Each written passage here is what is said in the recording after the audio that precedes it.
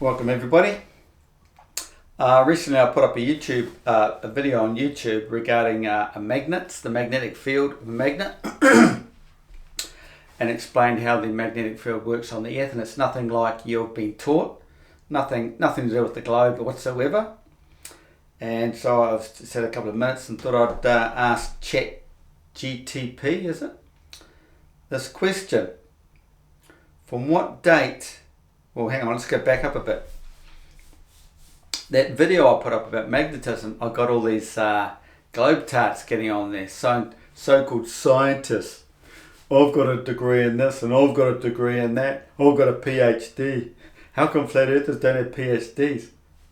Basically because we don't want to be as dumb as you lot. We don't want to believe all the rubbish that you guys have been taught, all that indoctrination. We don't want to go around parroting crap, basically.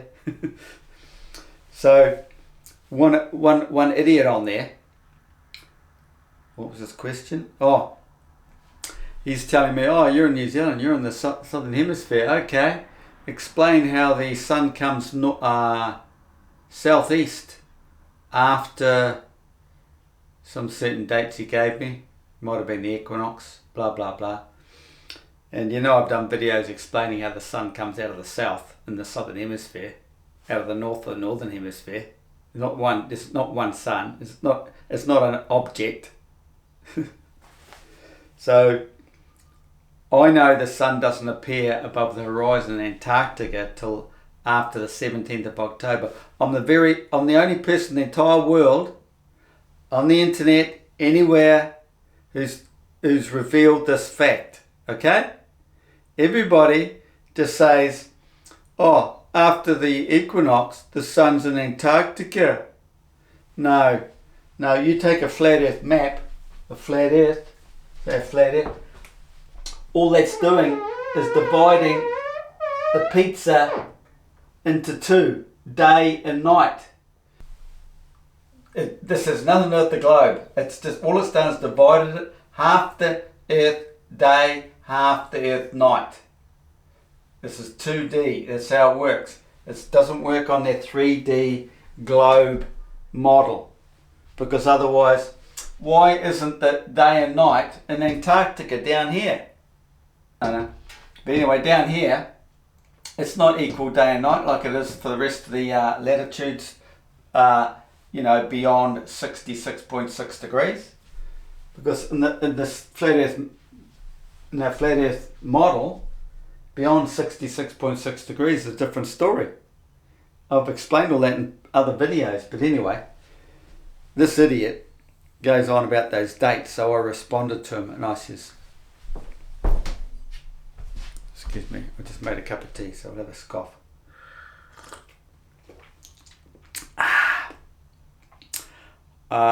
So I said something rude to her, as they do to globe tarts, because they're so frickin' thick, man. I says the sun doesn't pop into the Antarctic till the 17th of October. Anyway, I thought I'd ask ChatGTP. Is it GTP? GPT? Chat? Whatever. It depends where, and this is their answer. Oh, this is a question. From what date is the sun seen above the horizon in Antarctica? His answer: it depends where in Antarctica, because the continent spans a large range of latitudes. Here are the clear cases. Now, well, for starters, the Antarctica doesn't come north of 66.6 degrees, does it? That's the boundary line. Okay? That's the boundary line when things change. What's going on down in Antarctica beyond 66.6 degrees is totally different to what's happening at 36.6 degrees in New Zealand or Australia. So, 1, South Pole, 90 degrees south. The sun rises once per year and sets once per year. First seen above the horizon around the 22nd and 23rd of September. the September equinox. That's a 100% lie right there. I'm going to get onto that. It then stays continuously above the horizon for about 6 months. So they have to give you those dates because it's the globe bullshit, you see. It's 50-50, northern hemisphere, southern hemisphere. It's got to be equal. When in reality it's not, because it's all about magnetism. In the southern hemisphere, you look at the sun's inner limit, it's the same shape. It contracts into the north here, expands out to the south. That's what the sun inner limit is showing you, a figure 8 from around the Arctic out to the Antarctic. A magnetic cycle is not even. They have their globe model is even. At least what they should have done is put the equator more to the north. Want to help their bullshit story. So it's not equal. Then they would have got us a little bit. It then stays continuously above the horizon for 6 months. Sets again continuously. 24-hour daylight begins around early December, peaking at the December solstice. Okay, no, 21st of December, the solstice, is when the sun goes around your horizon if you're in Antarctica on a flat plane. It's lateral. It's not tilted or anything. It should be lateral. Before it starts tilting, you go, because heading on back up north. Okay, most coastal Antarctic stations, because they are north of the South Pole, they see the sun earlier than the pole. Now, you've got to realise the South Pole is 66.6 degrees. It's not 90. That's all BS. That's like the end of the earth, but we cannot get to. Well, you will surely die. Who said that? The first sunrise typically occurs a few days before the September equinox, depending on latitude and local terrain. Wow, they're spinning all this and then they're about to contradict themselves. 1 second.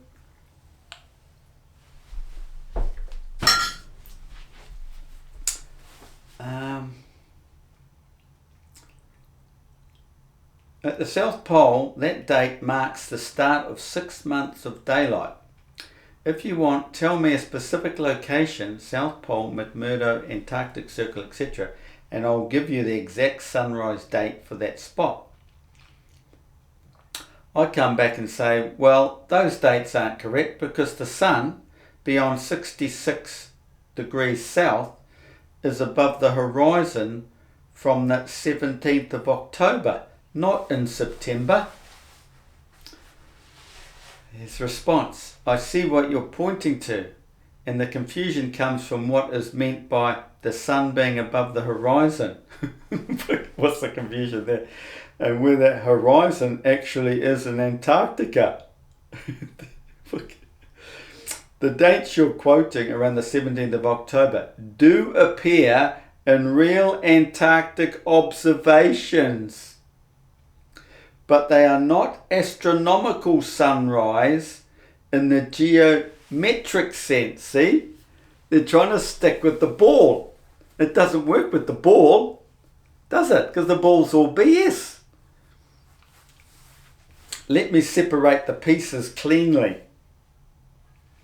1. Astronomical, geometric reality. By geometry alone, a symmetrical spinning ball with two halves equal, at the Antarctic Circle, 66.56 degrees south, the sun's center crosses the horizon at September equinox. So let's say you're in here.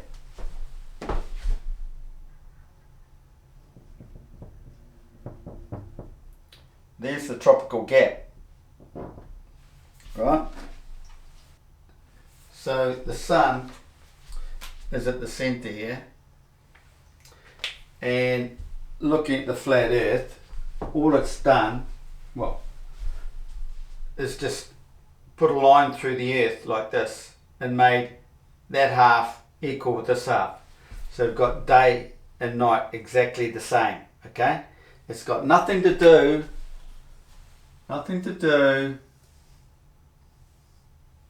with this. It's got nothing to do from here to here, okay? Because there's a dotted line here, because the southern hemisphere expands like this. There's this dotted line all the way around here, which represents 66.6 degrees. It's a different story beyond there. That's a different story. That goes that way.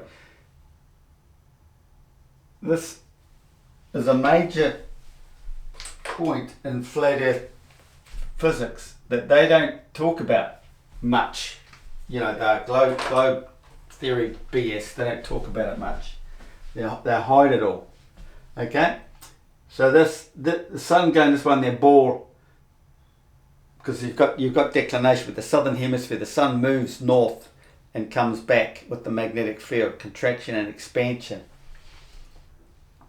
So, you know, anyway, the equinox is nothing to do with this yet. All it's done is split the flat Earth day and night equal. If you understood any of that, you're amazing. Right. At the Antarctic Circle, 66.56 degrees south, the sun center crosses the horizon at September equinox, 22nd, 23rd September.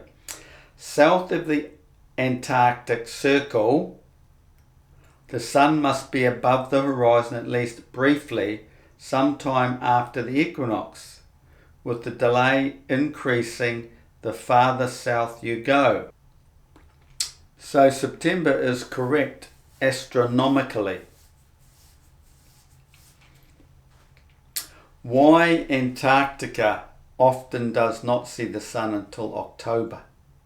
In real Antarctica, observers frequently report first visible sun in mid-October. Ooh, could that be the 17th of October? Because of this several physical effects. Here we go, here's the bullshit. Atmospheric refraction, very strong in Antarctica. Well, you've got to realise is the whole realm's refraction, because the sun's not an object. It's a reflection, a parabolic projection, focal point for your pupils. It's just everywhere. The sun is in many places, but only seen in one. Your arc of horizon, your hemisphere. We've talked about that with these modern magnetic videos coming out on YouTube at the moment. They talk about this. The observer only gets one image. Because it's all about magnetism. Okay, so we go A, atmospheric refraction, very strong in Antarctica. Another one, cold, dense air bends sunlight downwards. This delays the visible appearance of the sun when it is very low, near the horizon. Refraction can shift the apparent sun by more than a degree. Elevated ice horizons. You know, the globe theory is always going on about flat earthers when they mention refraction. Antarctica is not flat sea level ground. Another one. Much of the continent sits 2 to 3 kilometers above sea level. Oh wow, oh, wow. I wonder if it's containing the water within the flat earth system. The true horizon is below the local ice horizon. What the hell that's supposed to mean? So the sun must climb higher before it is visible. Sun's disk versus sun center. One thing you've got to bear in mind, it's getting dark here, but if I turn the lights on, things start getting a bit weird. I think I will.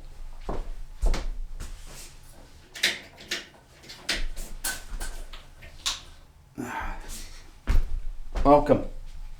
Now, the flat earth design, you've got to realise, look what's happening here, you see. How do I explain this? You've got this concave field, you see, and everything is bouncing off here. It's like a parabolic mirror, the concave mirror, parabolic. So if you get right up to here, you're not going to see, it's like being right up front in a picture theatre. It's just not right. You've got to sit back. Okay? So if we go too far south, you're not getting the projection properly, or right down to the horizon or something. I haven't got that on my mind, but that's how it works, because you're too close. You stand back here, it's all coming back to the observer, if you know what I mean, off here, because the observer has his own arc of horizon, and he's always standing there, so everything is always coming back perpendicular off the arc here, off his horizon. It's always coming back square, perpendicular off there. See? Square, square, square, square, square, square. Just bear that in mind. The sun's disk versus sun's centre. Astronomers define sunrise when the upper limb appears, but they're talking about 0.5 degrees or 1 degree. It's all garbage. We're talking the 22nd of September or 23rd to the 17th of October. That's like, how many days? It's 1 degree a day in declination. So it's almost like 25, 25 days, isn't it? Somewhere around there. Many Antarctic records use the stricter standard, clear solar disk fully visible above the ice horizon. Anyway, down here we go. Why 17th of October specifically appears in records? Ooh, it's in records. How come I'm the only person in the world talking about it? Because I'm the only guy in the world that found it in the Bible. I can decipher the Bible. It's a book of physics. For many inland Antarctic locations south of 66.6 degrees south, the sun is theoretically above the horizon from late September, theoretically, but remains hidden by the refraction and ice. See, they got no idea. They need to watch my videos. It explains it all. I've drawn it all out in my videos. It's over on Patreon if you're interested. The first reliably visible sun often occurs mid-October. 15th to 20th of October. There it is, everybody. Check out my videos. So when someone says beyond 66 south, the sun is above the horizon from the 17th of October, they are usually referring to first practical visibility, not astronomical horizon crossing. Astronomical bullshit, you see. I won't even go on. You go look into it. It's all comedy. They spin it all the bullshit to suit their ball. That's where they got all their mathematical theories to suit the spinning ball bullshit. Kepler's law of motions, all their elliptics. There's no elliptics. They're all doing circular motions, concentric circle. They're all on their own tracks. They do not wander out and come back in. It's due to the man's well, they do like to highlight the fact that's what we see from Earth now, you see. Like they know that they're not doing ellipses or anything, but that's what we observe. But no, it was cold half frickin' facts before. They're doing ellipses. Well, the planets aren't doing ellipses. They're lying to you when they say they are. It's just that they appear that way, but you've got to stick to the truth. What we see is not reality. Unless you understand reality, you can understand why we're seeing things. You're just the way you're observing things, just like the electron. They tell you the electrons are going like this, and then they're going like this, and they're going like this. No, it all boils down to the right back at creation in the S cycle within the vortex. You got the 2D up here, but this, imagine it's like a vortex each wave as it's spiraling down is like a wave changing as it's doing its S motion, if you know what I mean.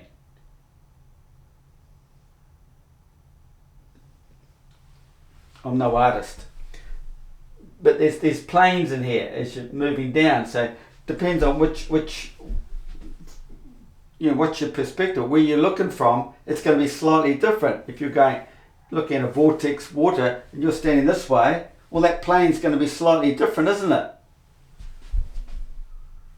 This is what they're showing you here, but then they draw it like this because that's the 2D plane. That's the 2D where you're seeing it go like this. Because if you look down and you look down that way into the S curve, you're looking at this. That's a half spin. It's a half spin electron, but it's 360 degrees. Where's the other one? When it comes back and goes back up, it goes back up 320 degrees. See? Everything goes all the way back to creation, back to that spot there. So we could say we're all in an atom or a molecule, and it's all expressed out. Everything is seen in a microscopic point of view. Well, if you like this sort of thing, don't forget to put a likes up, because this video shadow band and all those dipstick glow retards are part of the system, and they're just stopping everything from getting out there. Well, go over to my Patreon and get more information over here. Because I don't put too much on YouTube, but I thought I'd drop this one. Okay, thanks for watching.